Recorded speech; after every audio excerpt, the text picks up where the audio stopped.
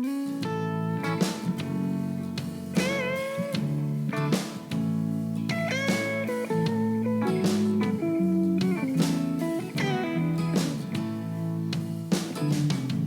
these Biloxi blues, it happens every night.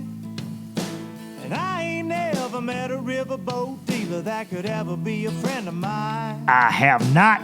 The summer heat never treats me kind, it leaves trouble on my mind. So I'm bidding farewell, putting in my notice, and I'll see you out another time. This highway does not know my name, and I don't care. No, I don't care. Heading my way for another place, and I got 3 good tires and a spare. Just a white line gypsy getting out of Mississippi with just enough gas to get there. Low budget live, not so live from the Low Budget Live Bar and Grill. And welcome, ladies and gentlemen, friends and neighbors, to Low Budget Live.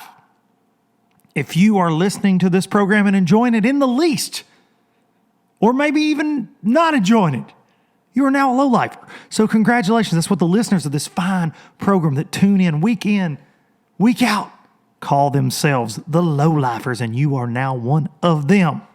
Congratulations. Congratulations, and thank you from the bottom of my heart for being here. And it is good to be back in the LBL Bar and Grill, even though I've had me an awesome last 7 days with the family down on Florida's Forgotten Coast. Man, what a good time down there. St. George Island, Apalachicola. Love it. Love it. It was a good recharging of the batteries, laying the phone down for the most part. I was on social media some. Know y'all saw me on there, but had to combat some of these comments on that Major League Fishing podcast I did last week. Holy crap. Y'all watched that. Y'all watch that. There's a lot of people who just really don't like me because I have opinions that differ from theirs. And I just laugh and laugh and laugh. But thank y'all so much. I know a lot of y'all were like, "Can't wait to hear your opinion on this." And y'all showed out for it. Y'all showed out for it. I've said it before, those aren't my favorite episodes to do because, they're the ones that get a lot of attention for the wrong reasons, I feel like. But I appreciate y'all digging it. And digging into that episode.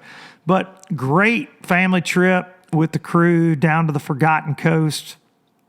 Got all the kids in one place at one time because I feel like the Triple Threat and I were talking about that. It is a hard task these days to make sure they are all in the same place with us because they're just, as they grow up, man, they just go every which way. But we got them all together for a few days. Had an awesome birthday for my man, HLD, co-host of LBL, that you guys have met, Hudson Lee, on lots of fishing videos on the channel.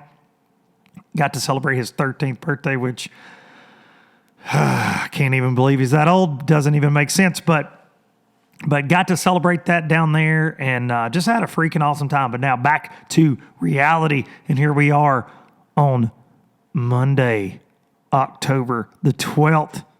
This would be the podcast for that day. I'm recording it on a Sunday night, and if you notice, there's a little gravel in the voice, and that is because I screamed at my television like a blithering buffoon thinking that Tennessee would beat Georgia.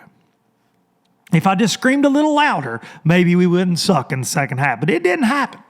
It didn't happen. Whew.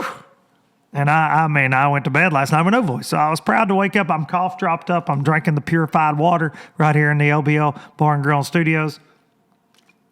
And Lord have mercy, it's a struggle. There may have been alcohol involved, and I'd like to apologize to my wife for being an idiot. She was really not enjoying. She never enjoys watching Tennessee football with me because I tend to act like an idiot, and I have lots of reasons to act like an idiot year after year after year after year. Dang it, they just jerk the freaking rug out from under you. And I'm not a bandwagon fan, so I stick in there year after year after year since I was a child, man. I just want to be great again. At least good again. But we're going to play Kentucky this week. My man Justin Lear, that listens to this show, likes to give me a hard time. And I'd like to say, go Vols, even though I'm wearing a Kentucky blue 6-cent shirt right now. Go Vols. Kentucky, as the Tennessee fans say. And that goes out to my man John Hunter as well, from FLW Big 5 Bassmaster Opens fame. My man John Hunter. Oh, me. That overwhelming feeling of grateful, definitely leaving the beach with that, like I said. And just lots to be thankful for, man. 11,000 on this fine YouTube channel now. 11,000 subscribers. Thank y'all from the bottom of my heart. And while I'm dishing out thank yous, right there, just shaking you, StarTron.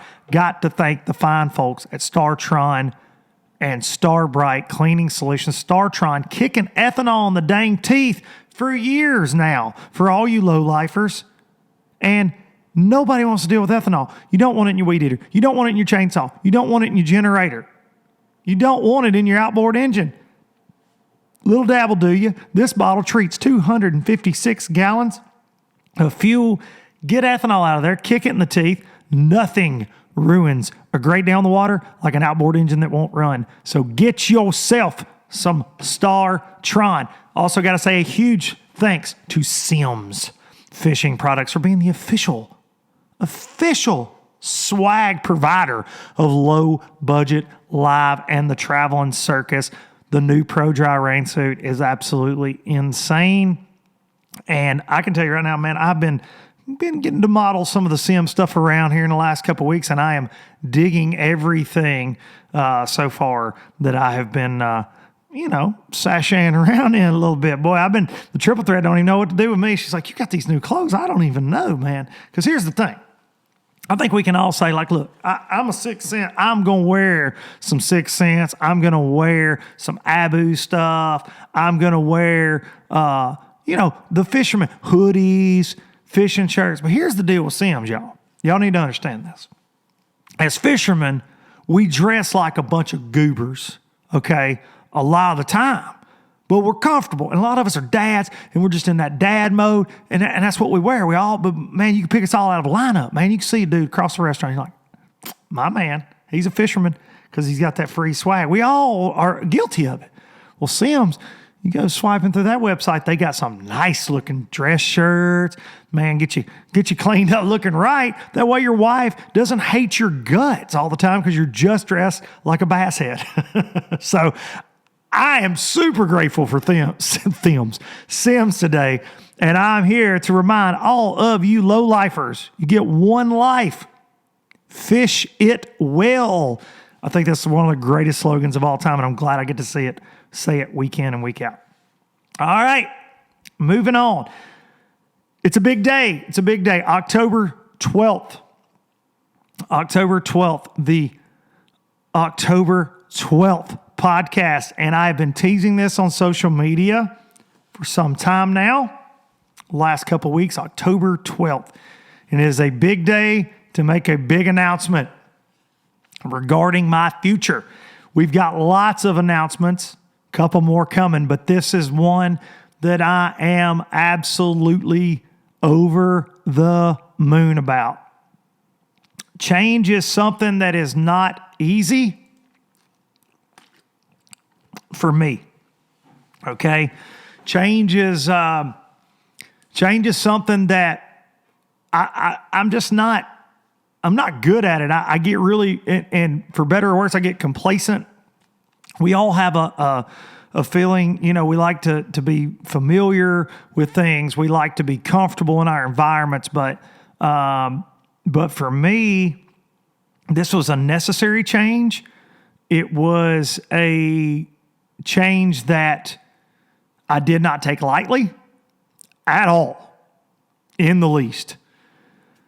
And I've been very loyal to a lot of sponsors over the years. I don't do a lot of, if you follow my fishing career sponsor-wise, I don't feel like I jump around a lot. A lot of guys, I feel like the first time some guy says, hey man, you want 3 packs of worms versus 1 pack of worms?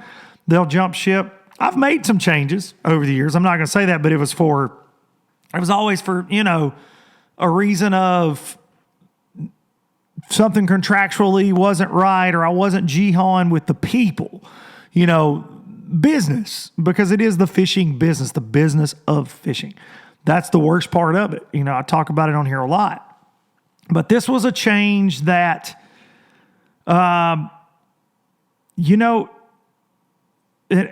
see a video today on my social media that actually says this as well. This was a change that I would not have even seen as a possibility 4 or 5 years ago in my life at all. And I have been in a Ranger bass boat for several years now, really a lot of years. I ran one back in the mid-2000s when I fished the Bassmaster Opens, and then I ran one after that.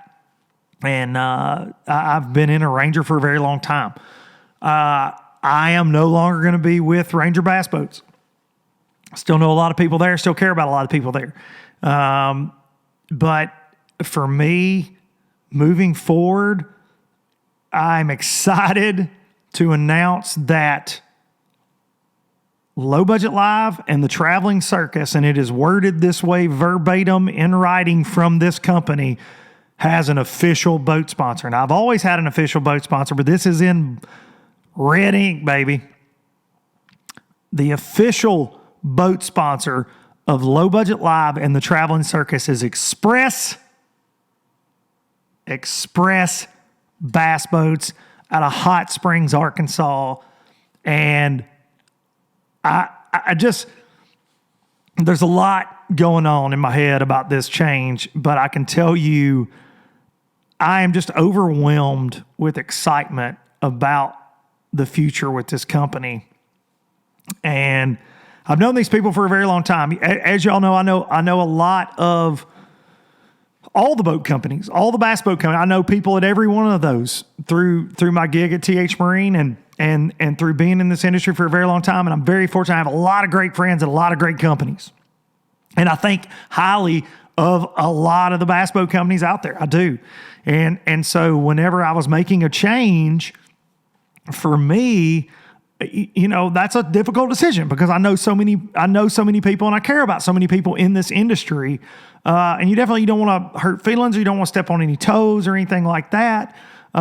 So it was not a decision, like I said, that I took lightly.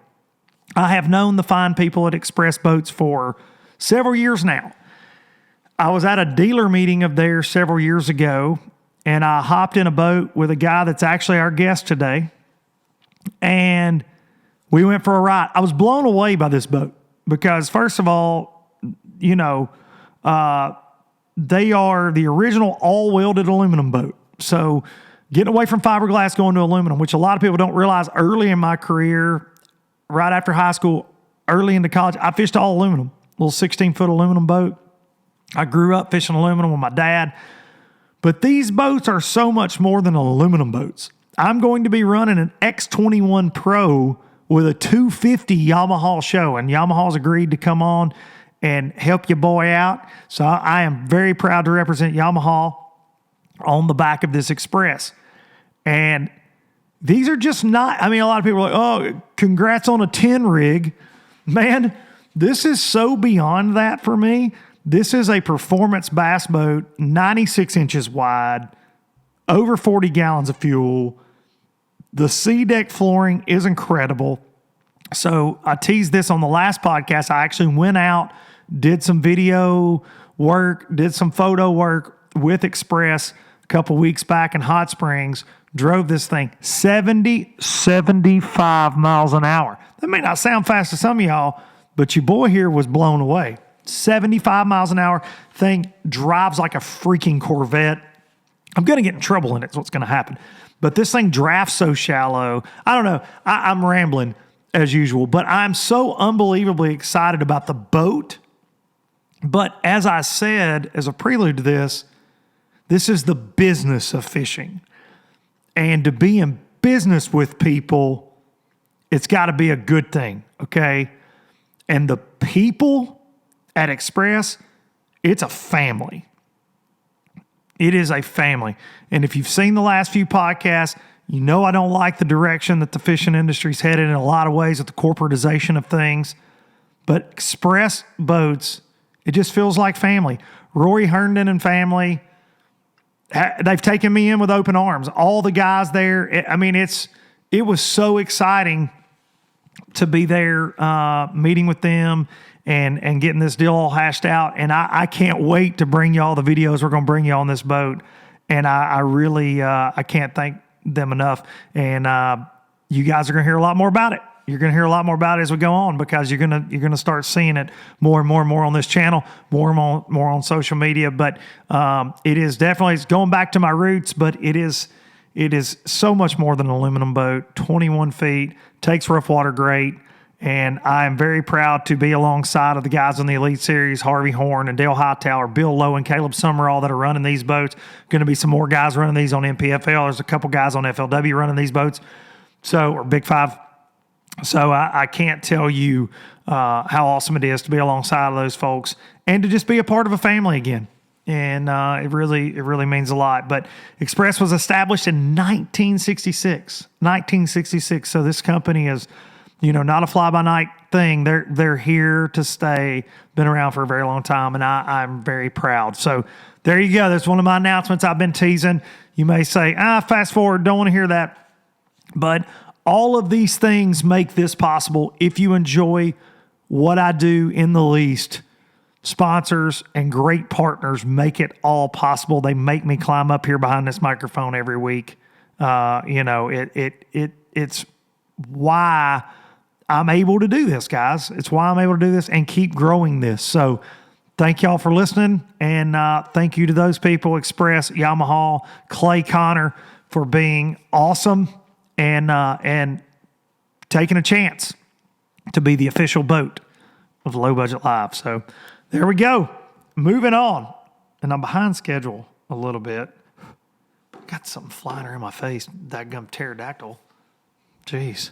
It's probably one of them freaking COVID mosquitoes. I am in Tennessee, and Tennessee Titans are infecting half the damn state, apparently. Moving on. Bassmaster. Bassmaster at Santee Cooper. First off, I told y'all this was going to be an interesting one. I remember talking to Swindle way back on here this summer about this event. I've had this one circled in my mind. I thought this one was going to be very interesting. It turned out to be. Congratulations to Brandon Polnick, win number 2. Absolutely incredible. Overcame a 2-pound penalty, which we've talked about on here a lot, but that 2-pound, too many fish penalty. He had 6 in the box and made a cast on the first day. Still brought in 21 pounds, which was going to be 23. Overcame it, weighs 22 pounds final day to beat Carl Jacobson, who finished an amazing event as well. Congrats to Carl on that. Just outstanding tournament. Carl weighed in at 25 pounds. So exciting to watch Carl. He's so passionate about what he does, man. He works so hard. It was very cool to see that. But rounding out that top 10, you had, Carl, you had Austin Felix, who's leading Rookie of the Year, having a hell of a season. Corey Johnson, Gussie, my man Gussie, the Canadians just showing out. But Gussie weighed in like a 9.7, big old fatty. David Mullins, absolutely having his best year by a long shot this year, 3rd place. And 2 more events to go. Clark Windlet fishing out of his head right now. He's got about a 35, 36-point lead going into Chick next week, which is going to be very, very interesting event there. Moving into my guest. So my guest today just wrapped up a 6th place finish at Santee Cooper. He is a 13-year veteran of the Bassmaster Elite Series. He has been to 10 Bassmasters Classics. Bassmaster Classics, baby.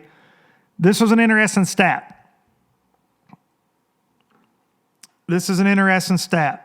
He has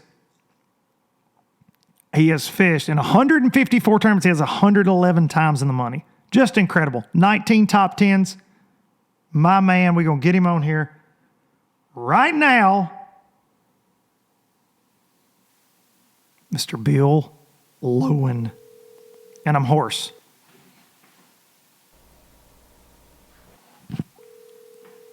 I am hoarse.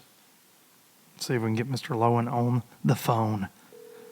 I'm a little bit late from what I said. Of course.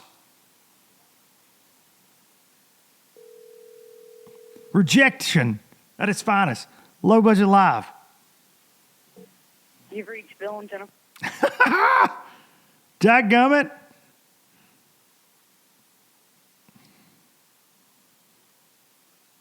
Hang on a second.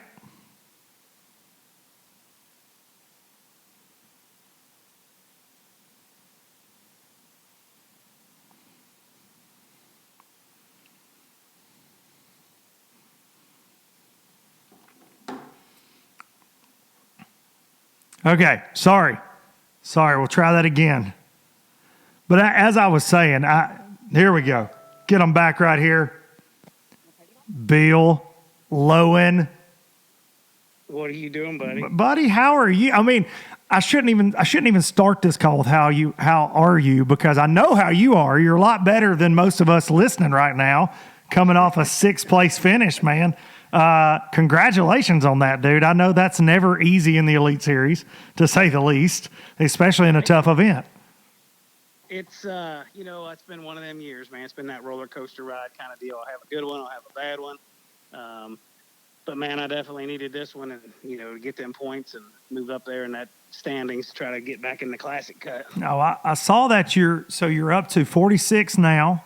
And to be honest, Bill, this is going to sound terrible, but I heard them talking about you on live this morning. I've watched a lot of live today. It's been a good rainy day in Tennessee, so I've been laying on a couch watching you guys, and maybe it was Ronnie Moore. It probably was, because Ronnie likes to bring the negative out sometimes. Right. I feel like he's like that kid that you just need to smack around sometimes. Now, I love you, Ronnie.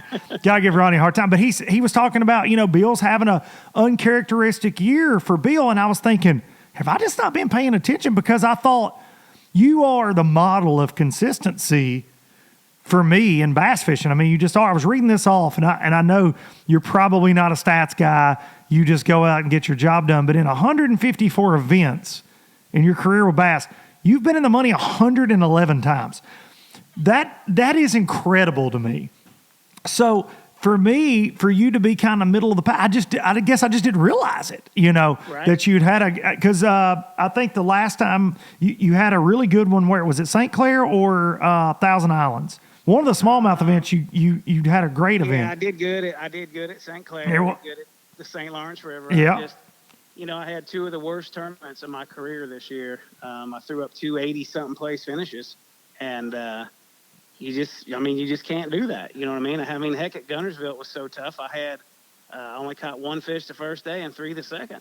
And that's just, I've always prided myself on being very consistent, and man, when you have tournaments like that, you just feel like you got punched in the stomach. No, I can understand, buddy. I know I know exactly what you mean with that. And for me, I circled these 3 fall events, and I'll leave Fork out of this, but these 3, and I think Guntersville was a surprise for a lot of people. I was actually with Clay from Express last week, and we were talking about that.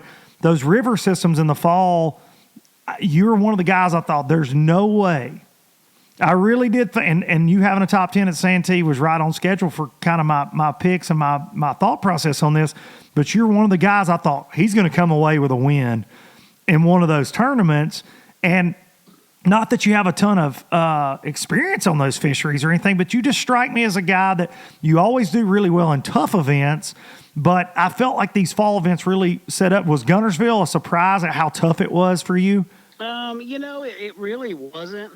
And Guntersville was one of those shoulda, coulda, wouldas. You know what I mean? It was absolutely. Practice was good. The weather was cloudy and rainy every day of practice, and then first morning of the tournament, high blue skies, north winds, and my deal just got its guts stomped out. You know what I mean? And I don't think a lot of people realize how much in the fall that those kind of changes affect the fish. I mean, there's already so much going on with the moving, you know what I mean? The Oh, transition yeah. that's going on, that when you throw fronts and storms and north winds and you start throwing that stuff on top of it, man, you think you can be on the winning fish. And then the next thing you know, you got one fish in your bag. You know what I mean? Oh, absolutely. So it's just, I mean, if I had it to do all over again at Gunnersville, I'd probably have done the same exact thing. But, you know, it's just that fall time of the year. You got guys that are they catch them, and then you got the rest of the pack that struggles, and then you got guys that just don't catch nothing at all. That's just fall, and it doesn't matter where you're at in the country when that's going on. That's a fact. And I think Santee was really evident of that. You had Carl with the huge bag on the first day, 25 pounds. You had Brandon with 21, but then they kind of limped in there those middle days. And for you, your tournament was really, to me, one of the more impressive events, the impressive top 10 finishes as far as your consistency. I mean, you were right there around that 14, 15 pound mark every single day, man. And I heard you say this on stage, and I heard you say this on live this morning. Those Santee giants just eluded you a little bit. They did. I never caught a big one in practice. Never caught a big one in the tournament. Now, yesterday, I had the opportunities to have a mega bag, and you know how it is, man. Sometimes you just don't connect. And I had two of the biggest buzzbait fish I ever had hit a buzzbait yesterday, and I missed both of those. And then I lost 2 or 3 4-pounders up in the river flipping trees. And you know, I get those bites, and it's a different story. Well, you know? I heard you say that on live this morning, and I heard you say that on stage that you pooped your pants a little bit over the buzzbait fish. And for a guy that I know your style well, and I know you've slung a buzzbait probably as much as anybody around. When you say the 2 biggest fish that you've ever had eat a buzzbait, I believe you on that. I can imagine those were some giants there at Santee. It was, it scared me, and then you get that sinking feeling in your stomach of, how did I just miss that? You know, the only thing I can think is they got the whole thing, and when I went to load the rod up, you know, I mean, I could feel it rake out of her mouth. And you just know she's got the blade. The blade's like a big weed guard. Oh, ain't no doubt. Yeah, no doubt. You know? No doubt about it. So did you run around a ton? I noticed in this tournament, a lot of guys are hunkering down. Did you stay in the same general area? I know you said you were in the river some. Talk about kind of your strategy, because Santee's hard to get around on, first of all. It is. It's really hard to get around in. And, you know, I've always tried to base my practices and the way I fish on finding places that are easy to get into and easy to get out of, because I'm that run and gun style fisherman. No doubt. I mean, I don't want to sit unless I have to. I don't want to idle for hours to get into somewhere. I want to be able to run in, fish something, run somewhere else, fish something. And so here, one, you got to learn how to get around. And I come here before it went off limits and did nothing for 3 days but drive around on the, you know, just trying to find my way in and out of places, which truly helped when we got here. But my main pattern was actually just running and gunning the main river. You know, it's got a ton of current in it right now. It's actually ripped. You got to stand on the trolling motor like 7, 8 just to kind of make headway, you know. So I just run and gun channel swings. And the big key was if you could find any place in that river that had a flat spot in it, or, you know, a little bit shallower, because heck, the boat most of the time was sitting in 12 to 15 foot right off the bank. And then if you could find that little spot where maybe the boat was sitting in 6 or 8, that's where you could really catch them good. That's awesome, man. Well, I actually earlier I announced that I'm going to run an X21 Pro next year, and just earlier on the podcast. And do you feel like that boat in that situation, because it has a lot of advantages, and not to be too sponsor plug guy, but do you feel like you're talking about standing on that trolling motor? Don't you feel like that the boat being lighter does help you in that situation a lot? You know, if they would have had a camera on me today, a live camera, you would have heard me say that multiple times, because I had a chase boat basically with me, and they were doing some still photos and stuff like that. And it's truly amazing. Like, I can remember when I fished out of a glass boat, where when you'd be in the current like that, man, it was hard to make any headway. You know, yes. If you come to a big tree that was laying out in the middle of the river, a lot of times maybe you'd have to get down on the trolling motor to get around that, or get down on the big motor to get around that tree, you know. But heck, in this boat, dude, you just kick it up on 10 and pull yourself up around it. You know, because the boat doesn't draft hardly in any water. That's awesome. And I tell people anymore, they come up and they plug me about the boat and they ask me questions, and everybody just assumes that, well, you're sponsored by Express, you're going to say these things. And I'm like, look, if you get an opportunity, get in one, take a test ride, and then I don't have to tell you anything because the boat sells itself. Well, you actually put me in one probably 3 years ago at their dealer meeting, and we went for a ride, and you were driving, and I was like, there's no way this dang thing handles like this, man. And you and I are both in there, and I was blown away, and my wheels have been turning since that day, honestly. But I was going to ask that, do you get a ton? Is that one of the number one questions you get at events from people is about the boat? Absolutely. The two things that everybody wants to know about is, how does it handle in rough water? Absolutely. How do I like the sea deck? The sea deck's cool. The sea deck, dude, I would be hard pressed to ever own another boat with carpet in it. I can't wait, man. Well, I'm telling you, man, because of the cleaning aspect, it feels like you got two pair of gym shoes on for the comfort side of it. But like when it rains, and it quits raining, in about 30 minutes, your sea deck will be completely dry. It doesn't absorb any water. And to clean it, man, you just take it to the car wash, hose it off, and typically by the time you get home, it's already dry. Well, I've said for years, like, it makes no sense to me that bass boats have carpet anyways. Like, most fishing boats don't have carpet. Right. And then you talk about the ride, the rough ride. Dude, when we come out of the river yesterday, typically it's a 30-minute run to get from up there back here to the ramp.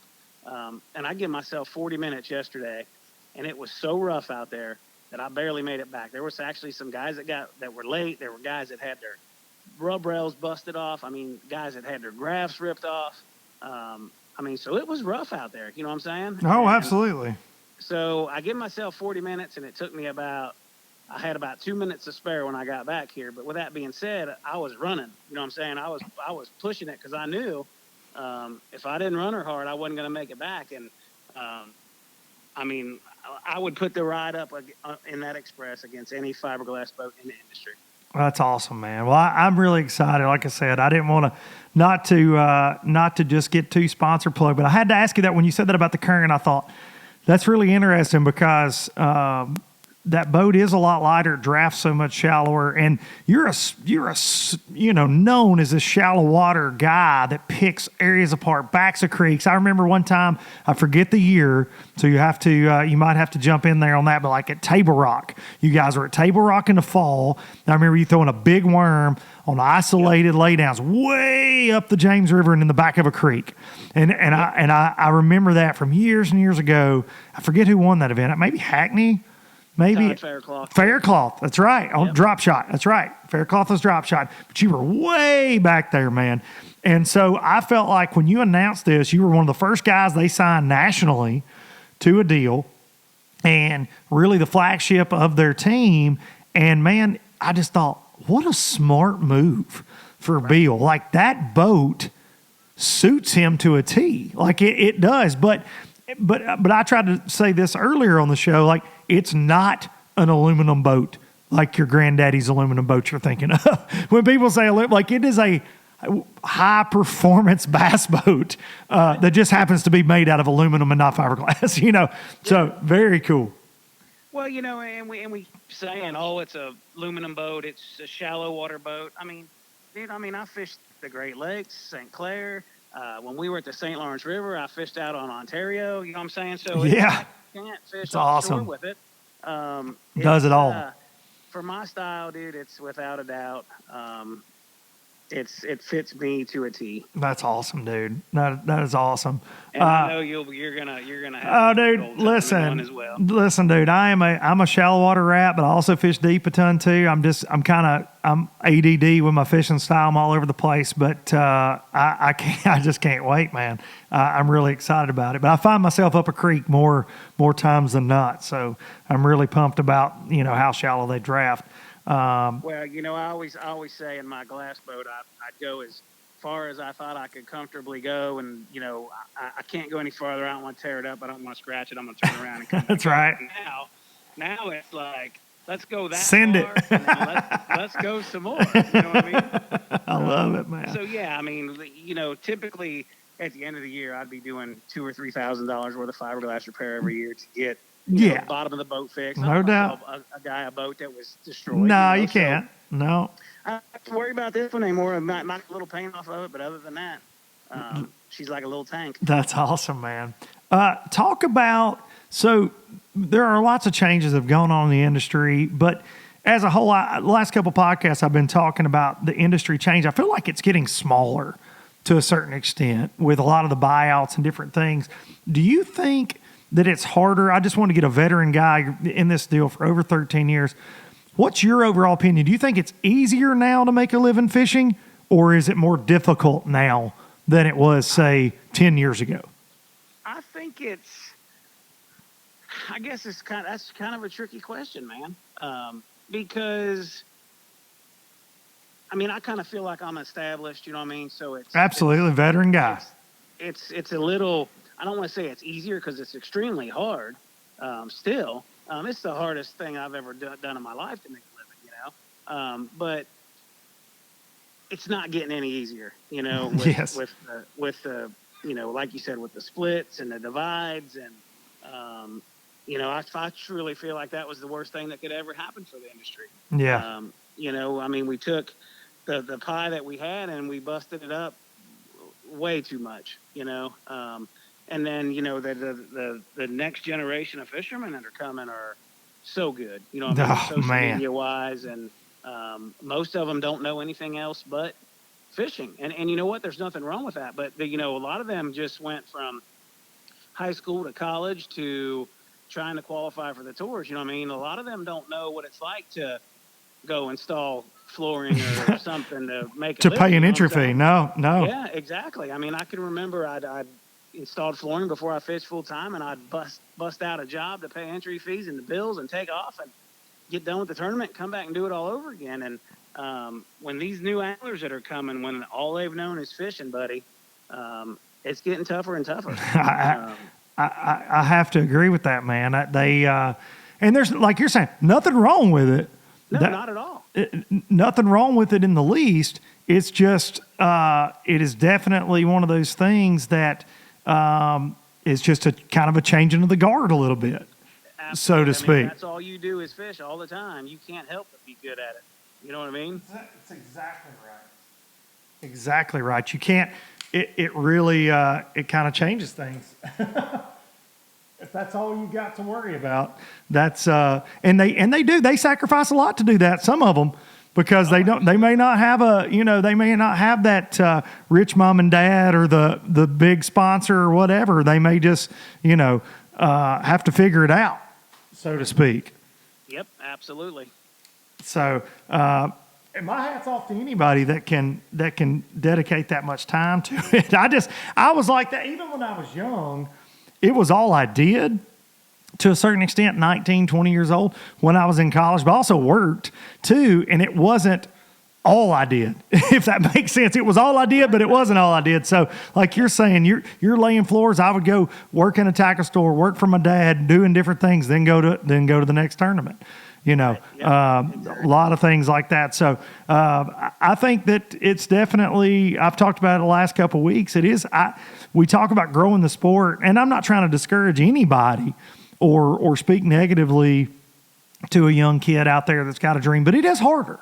I certainly think it is harder, and it's harder to get to the top now than ever before. You look at the Bassmaster Opens, dude, that's a lion's den. Now with a lot of the... I would hate to be in the open. Can you imagine, dude? You got these FLW guys that have left to go there. You got some BPT guys trying to come back in. You got all these great locals, not to mention the great college anglers, the great local anglers, the guys that maybe aren't on our radar yet but should be, all duking it out, plus co-anglers. I mean, dude, that is the lion's den, in my opinion. You're exactly right. We got the best guys in the sport of bass fishing the opens, trying to qualify for the elites. It's crazy times right now. It's crazy times, dude. And I think we're going to see more of that as we go forward. So I want to jump back real quick to fall fishing, and I'm actually waiting on a surprise call for you. In case I have to cut you off, I got a surprise guest. I'm going to merge in here. that has put in a request to be on the phone with Bill Lowen. So I've got that coming. So I'm going to let you know, hey, Luke's not just being rude when I say, hey, Bill, hang on. But 'cause they're texting me back and forth, and I'm trying to get it all lined up. So these fall events. Now you are a very serious hunter. You duck hunt, you deer hunt. I believe you duck guide as well. Correct? No, but I probably should. I actually thought that you did some duck guiding, but you hunt a lot. Do you like these fall events, or do you normally by this time of year you're like, I'm ready to put up the rods, get out the bow, get out the shotgun? What's your opinion of these fall events? Typically we're done in September, man, and I'm hanging tree stands or getting the duck boat ready, and taking the kids youth hunts, whatever that may be, because that's always earlier in the season. And I'm running up the lake this morning, and I'm running through flocks of mallards, and I'm just like distracted. Man, this is not fair, But with that being said, as much as I love to hunt, whitetails and waterfowl and whatever that is, I truly love this transitional fall time because it is the toughest time of the year to catch a bass. I don't truly think that people understand how tough the fall transition can truly be. I mean, if you take a look at let's use Santee Cooper, Gunnersville, or even Chick next week. These are three of the top lakes. Greatest lakes of all time. Yeah, and it's like, you stand there and you hear guys say, well, it's going to take 25 pounds a day to win, or it's going to take 20 a day to win. It's like, no, it's probably not. And 12 pounds a day is probably going to be really good. Oh, no, the lake's full of giants. Well, yeah, it is, but that just, for whatever reason, in a month, we'd be it'd be a whole different story. Or 2 months. Yeah, get a little colder weather in here. Better and better and better, but I truly love. And you said this earlier. I excel when it's tough events, man. When it's a slugfest, I typically get my teeth kicked in. But when I can grind it out and 12-pound you to death, is typically when I do really well. So with that being said, I was kind of looking forward to these three events. Now that Gunnersville's passed, I don't care about that one anymore. I truly like it when it's a grind, for sure. Well, I feel like you're going to have a real good event at Chick, man. I do. I don't think the Tennessee River can stump Bill Lowen 2 times in the fall. I think that's physically impossible.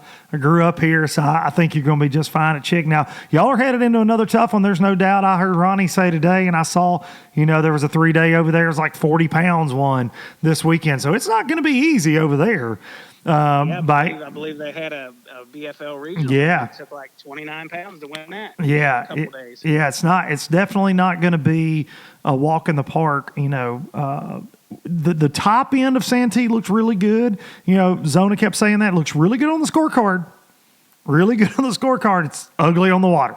You get a guy like Polnick watching it today. I mean, he got 6 bites, man. I mean, it's not, one in a brush pile, one over here, one doing this. I mean, it's not pretty, but that's the beauty of a 4-day event. It rewards the guy that gets a little fortunate, figures a little deal out. And it's really interesting to see you guys fish in the fall. And that's kind of getting me to my next point. Would you like to see the schedule extend into the fall? I ain't sure. I'm talking to you right now, and there's a big flock of geese flying over. Oh, me. I don't know. For me, it's always been that I use the hunting to just kind of recharge myself. You know what I mean?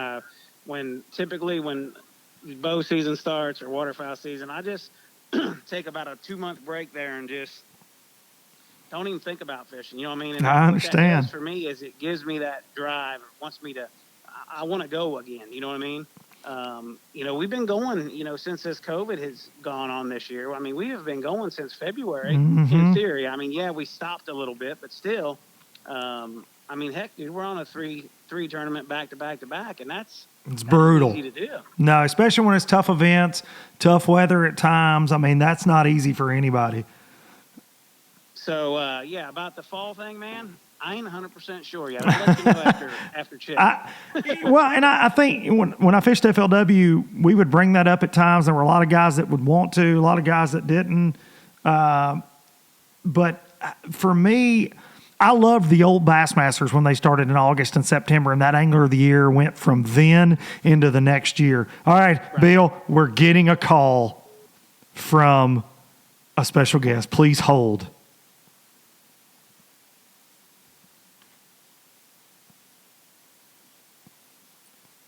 All right. Who do we have here as a special guest? Clay Connor. Oh, boy. Oh, this is okay. For all you low-lifers out there listening right now, this has been a cluster. One of my cameras quit working. It's just low budget as usual. But we have on the phone right now marketing guru from The Express Boats, Clay Connor, on the phone, and he reached out and said, "Hey, man, Bill had a great tournament, and I want to personally congratulate him on low budget." And I thought that was really cool. And I said, please call in. So here we go. What's up, buddy? Well, let's first congratulate Bill. What a great tournament. What a great recovery from what a crazy year for all of our guys. But Bill had an uncharacteristically challenging last tournament, and to turn around and come back and play sixth, we couldn't be more proud of him. Heck yeah. I truly appreciate it, Luke. And you're going to notice something now that you're part of the Express team, is that it's more than just being part of a team. It's a family. It's a family. When you become part of Express, you become part of the family. And I mean, how cool is it that the marketing guy from Express is on here congratulating me? I mean, that just goes to say, speaks volumes for the people in the company. And like I said, when you become part of the team, man, you become part of the family. Well, I've had the pleasure of knowing this guy for a while, and I can tell you, I felt like a part of the family just being friends with these guys. But now that I'm officially a part of it, it's crazy, man. They roll out the red carpet. But I'll say this, Clay, you might as well be his brother. I feel like he worries about you when you're on the water like he would his own kid or some family member, like all you guys, man. It's like he'll text, "Hey, did you see how our guys are doing?" I mean, he is truly, it's really cool to see. And both of you guys know, I know a lot of people in the industry. I'm friends with a lot of people that are sponsored by different companies, boat companies, tackle companies, and it's always impressive to me to see a company treat their pro staff like that, their team like it's a family. That's awesome, man. That's all any of us are looking for, is a little love at times, and it's even on your bad days. Now let me ask y'all this, since I got both of y'all. Bill, I'll ask you first. When you have one of those rough events, does Clay ever give you a hard time? Like, I mean, I know that you might need that pep talk right now, but does he ever give you one of those, like, "Dude, what happened?" Does he ever give you one of those, or does he just go, Yeah. "Hey, buddy, we're pulling for you"? Yeah, "Hey, buddy, we're pulling for you, but what the heck happened?" Okay. I like that. And I told him before this tournament started, I said, "Look, if I don't catch him, I'm driving this boat in the woods. I'm going to get some press somehow." You were going to be gator hunting before it was over with in your Express jersey. Luke, I told him in the very beginning, I am not going to tell him how to fish. I will insist on a couple other things, but I'm not going to tell him how to fish. But I will put my 2 cents in. I know that's right. Trust me, you do know what a family is like, and a family does not allow one to rest on their laurels. That's right. Nor suffer alone. So there's equal abuse that goes around for everybody, and there are times that we do need to kick each other in the caboose, and other times that it's just like, "Hey, Bill, Dale, Harvey, Caleb," is like, hey man, we're behind you. You know, we got this. It's going to be all right. And so, you know, Bill's probably one of the closest family members that I could ever ask for, not only as a team member and as a friend, and as well as all the other guys. But you know, he has taken the flag for Express and just done amazing things for us, and we couldn't be more proud of him. That's You're awesome. gonna make me cry. Listen, man, dude, if you cry, it'll be the first time it's ever happened on Low Budget Live. So I'm kind of hoping that right now. Well, I was gonna say, if you have a bad tournament, just get ready, because Clay's gonna let you know about it. I mean, he doesn't know this, but every time I hang up with him, I cry. You know, because he's pretty rough on me. He gets the belt out. Like, listen, we don't sponsor you to suck. I just want to know if you ever gotten one of those from Clay. So look, this whole year, I've been trying to find the right mojo. So I've called him and I've tried to be nice before a tournament. And we have challenging times, and I call him and cuss at him, and you know, we have a challenge. So I'm trying to find the right mojo. And so I called him, I guess it was a Wednesday night. And I said, do we need to perform an exorcism or something? And so he cuts his hair. I shaved bald.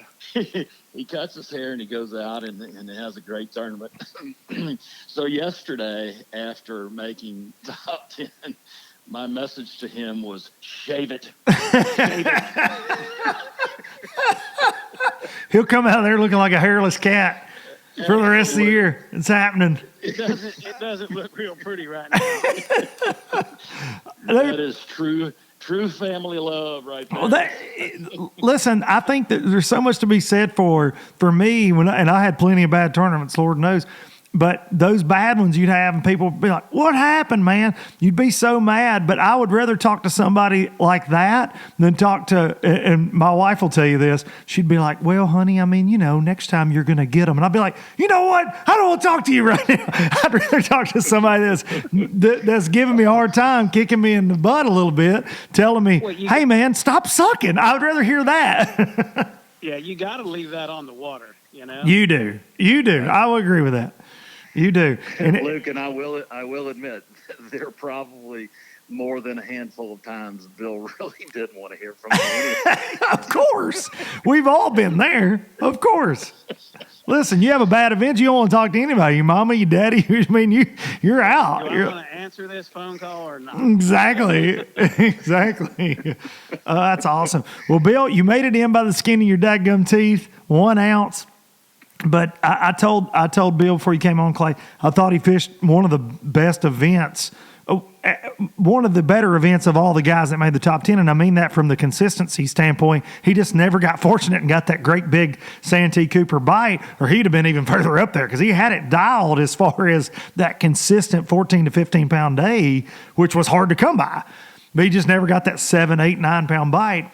But just an amazing event, man. And I want to congratulate you again on it, and I hope that you need to, Clay, he's got to bump up a few more places to get in that classic cut. I'm sure you haven't let him know that. Hey, don't put no extra pressure on me right now. Yeah. Trust me, the memo will go out tomorrow morning. Okay. So when it refreshes tonight, you're going to go ahead and send. Just as a reminder, you know. Right. So.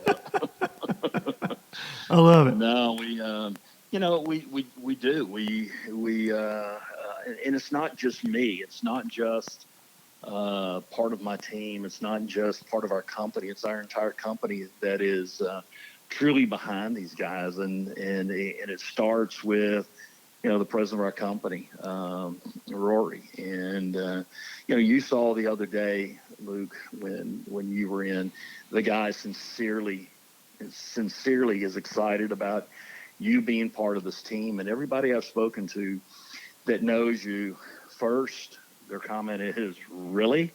And the second comment is, how cool is that? And so we are still family owned. We are still family operated. This guy gets up every day, comes to the office and he has been, and he will continue to be a great leader for us. But he's going to be a great leader for our team,